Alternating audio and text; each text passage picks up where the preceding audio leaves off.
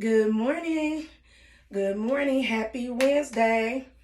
Happy Wednesday. So, I was thinking about what I was talking to you all about the other day when I said watch your thoughts for they become your words.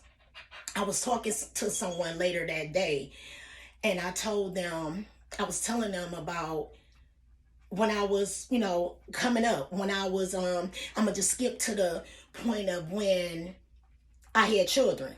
When I got to the point when I had my kids, and the way that my thinking was, okay, when I had all four of my kids by the time I was 21 years old, okay, that's a lot. That's a lot. I had all four of my kids. I had my first child a couple of months before my 17th birthday. I was married at 18, and I had all four of my kids by the time I was 21 years old. Okay? So I want to throw something out there at y'all. V2695982A. Okay? You hear that? V2695982A. You want to know what that is? That's my number. That was my case number when I was on welfare, FIA, DHS, whatever it is that they called it then and whatever it is they calling it now. When I was getting food stamps, when I was getting WIC, when I was getting Focus Hope, okay? When they was making sure that my light and gas was paid through what they call vendoring, all right? When they was giving me money for my rent. When I had four kids, they were giving me $272.50 every 2 weeks. Every 2 weeks. And I had to live off of that. I had to pay my rent, okay? And I was paying my rent every 2 weeks. I had to pay my rent, buy the necessities that me and my kids needed, okay? From toothbrush, toothpaste, soap, whatever it is we need in the house, to the clothes that they put on their back and I put on my back every day. So you can imagine that was a little tight. That was a little tight. That was less than $600 a month that I had to support me and my kids. And that was on the high when it was at 270, 250, okay? Because when I had one kid, two kids, three kids, it was a lower amount when you had less kids. I'm saying all of that to say that my thought process at that time, by the time I was at my fourth child, I didn't think I could do anything with my life. I thought I had totally messed up my life. It's like, oh well, what I'm gonna do now? You know what I'm saying? I had dropped out of high school 2 months before my 17th birthday because I had a lot of issues that was going on between me and my mother. So I knew I had to get out of her house. I knew I had to get out. So I left. I moved all the way on the west side. Okay, me and my kid's father, that was before we got married, moved all the way over on the west side, got a job way in Lincoln Park or whatever was happening, to catch the bus or whatever to this job, all of this, you know what I'm saying, to this little job or whatever, working at Hardee's, okay, and we were struggling. I didn't have a lot, and again, I thought my life was messed up, but I'm gonna give you another, I guess, a quote that come from my vision board. It says, "Don't wish for it, work for it." Okay? Now this is on my vision board right now. But way back then,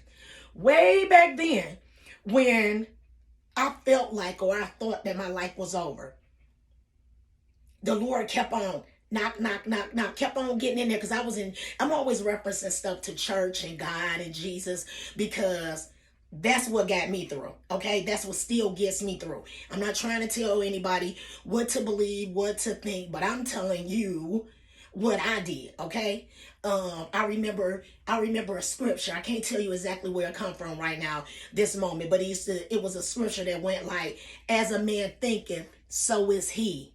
As a man thinketh, so is he." So when I thought that my life was over, guess what? It was going in that direction. Things were going down, down, down. I was sitting on the porch every 2 weeks like everybody else, waiting on my welfare check to come in the mail. Okay, so I can go out and do the or two, because you ain't getting a three, okay? One or two little things that I was going to be able to do with that little check, okay? That's what I did. But again, the Lord kept on knocking in there, like telling me, no, girl, no, Keita, I got more for you than this. So every time he had knocking out, going on and listen, huh? What you saying, God? I'll go to a school. I went to American Career Academy when I was 18. Okay. First I went and I got the GED. Okay. Because it didn't sit right with me that Tiquita Bill, that was smart in school, that did well, did not graduate. So I went and I got a GED. Yes, people, Tiquita Bill has a GED. I went and got a GED. I didn't go to no adult education classes or anything like that. I just went in there. I had to pay $15, give a $15 money order and show them my ID. Passed the test right then and there on that day. And then I turned around and went to a school called American Career Academy. Graduated on the dean's list, did excellent. Interviewed for jobs, never got a job in that. Never got a job because when nobody hiring or whatever, I don't know. But I never got a job. So then I went back and I sat back around, and before I know it, now this is when I had 2 kids. Now I'm on the 3rd kid. I turn around and I go back to school again. And I go to Ross Medical Education. That was a 4-month program. Me and my husband, by now I'm married. We both go there together. We both graduate at the top of the class, 1 and 2, okay? 1 and 2 or 1 and 1. We was right there, okay? Because both of us were intelligent when it came to book smarts. Came straight out of there, went into a job, okay? Went into a nursing home. We went into the same job that we interned at. It was a nice clean when you think about nursing homes because it was in the suburbs. Nice clean nursing home, but Keita, I already knew in 3 weeks I couldn't deal with it. After I got, I couldn't wipe their behinds and this and that and get called the N-word and all of this at the same time. So it didn't work for me. So I put in my letter of resignation in 3 weeks and I left. Well, now that was 92. Well, also in 92, what happened is my little brother, okay? My mother, she had 3 daughters, 1 son, okay? My little brother was killed. He was killed on our street, okay? While I was at school that day, when I get home, and I'm going to go into that on another day, the whole point, I didn't even get a chance to get home. On my way coming home on the bus, I see my mother in the ambulance, and she was sitting in the front of the ambulance, and I knew something was wrong. And the thing that was wrong is that my brother had gotten shot. My brother was 15 years old. And on that day, on April 13th, 1992, my little brother died. Okay?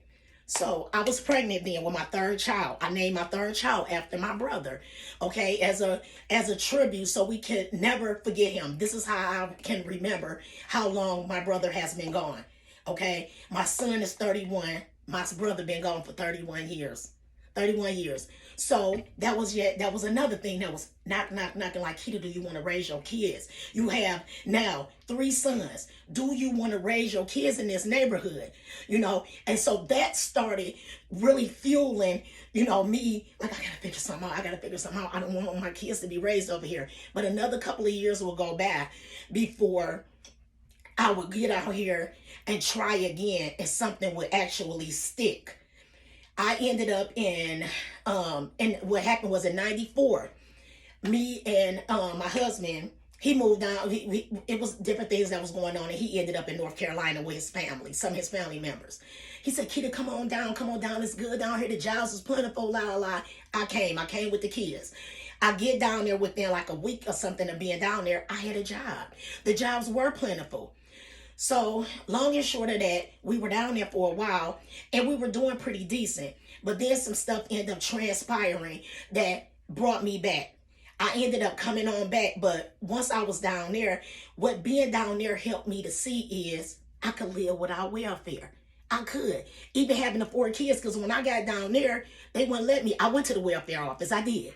I went to the WIC office. I did. But they wouldn't let me get none of it because I was married. Because you married, you got a husband, they expect for your husband to take care of you, or you and your husband get out there and take care of your kids. So I had to work. So over those months that I was working, I was having to pay a babysitter to watch my kids. I was having to pay to get back and forth to work and all of this because we didn't have no car. We had to catch buses, cabs, whatever, walk at times, depending, you know what I'm saying, so far to get to a bus or a cab. So it helped me to see that, damn, it's something else out here. And I was making more money. I'm getting like maybe $400, $500 or something every 2 weeks. That was a lot of money. This was 94.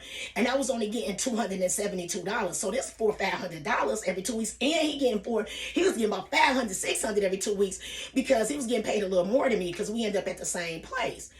So it's like, wow, we together, we making some money. You know what I'm saying? I'm making about $1,600. He making about $2,000. We making some money. So when we came back, I was adamant. I was determined. I got to get a job. I got to get a job because this welfare money, this is not going to work for me. Again, remember, as a man thinketh, so is he. So now I'm thinking, no, it's more out here. It's more out here than that. So I got back in 95. I went to Focus Hope. That was a 10-month program. Once I got in Focus Hope has 100% job placement. I thank God for Father Cunningham for inventing that program, coming up with that program, because it has been a life changer for many. Okay, and I am one of many. That program changed my life. And it took until 99 for me to get in the job that I'm in now because I graduated at the end of 95. But I did have a job. That was my first pretty good job that I had, working for a company called Kelsey. And I worked for them for 2 years. That was the first job. That's what got me officially off of welfare in 96, okay? I finished in November of 95. February of 96, I started at Kelsey. In 2 months, I was cut off of aid as far as the money. I remember my worker, he was so proud of me. He said I was the first case that he ever had where somebody really went to school and they went to school for real. They didn't just go to school to get the babysitting because they was giving you babysitting, okay? Because I looked into all of this stuff, and I realized, damn, I can go to school free because I don't have no money. They paid me to go to Ross Medical Education and to go to Focus Hope. They paid me because that's how broke I was. They paid me. So they paid me to go to school, okay? They paid my babysitter, okay? Like I said, they paid my babysitter. They paid me to go to school. It was something else they did. I'm still getting my light and gas vendor. I'm still getting my rent paid. I'm still getting food stamps. All of these different things. Why wouldn't I go out there and do something? My man said everything started changing. Use that stuff as a stepping stone. I ain't trying to even knock nobody or down nobody that are on services or whatever. Because if you need a service, use the service. But don't sit up there and just live your whole life off the service because you cheating you. You cheating you. My life wouldn't even be in this place where I was at right now if I didn't realize that that's just used as a stepping stone. Okay, you got to realize the things that are stepping stones, and you got to realize the things that are, okay, this is like a permanent fixture, or this is where it's at. Welfare is not where it's at. Okay, that's a poverty mindset that keeps you locked down like V2695982A. Guess who else got numbers like that? Prisoners. When they in prison, they are referred to by that number. When I called on the phone and I needed to speak to my worker, I had to say B2695982A. Like a prisoner. And that's the same thing. They have you locked into this prison mentality to feel like this is it. This is the only thing I can do. This is the only thing. This is, oh well, I don't mess my life up, or I got a bunch of kids, or I ain't graduated from school, or whatever it is. So this is what you gotta accept. Come up out of that prison mentality. Okay, when I came up out of that prison mentality, I kept on making steps. Towards what was going to be a better life for me and a better life for my kids. So again, by the time I was 21 years old, I had all 4 of them kids, was on welfare, did not know what I was going to do. But let me tell you something. By the time I was 24 years old, I was in my first brand new car. I was off of aid. I was looking for my first house, and about 2 weeks after my 25th birthday, I was buying my first house, putting me and my kids in our first house. I moved us right in the last block off the 8 Mile. Okay, as close to the suburbs as I can get. I'm just gonna be for real, because I wanted something different for my kids. Okay, so from the time my oldest son was born until when he turned 7 years old, I was on aid. But from 7 to this young man is about to be 35 years old next month, I've been free. Okay, I have no longer been V2695982A. All right, really, knock them shackles off. Knock them shackles off. Okay, as a man thinketh, so is he. As a man thinketh, so is he. Okay, change your thought process. Change your thought process, you change your life. You hear me? Change your thought process, you change your life. And if you are fasting with me, I am continuing to pray for you, as I ask that you continue to pray for me, that we stay strong in this process, that the Lord reveal whatever it is that we want to be revealed in our life, that the Lord heal us of whatever we need to be healed of in our life. Stay strong, drive safely, have a great day. Talk to you later. Bye.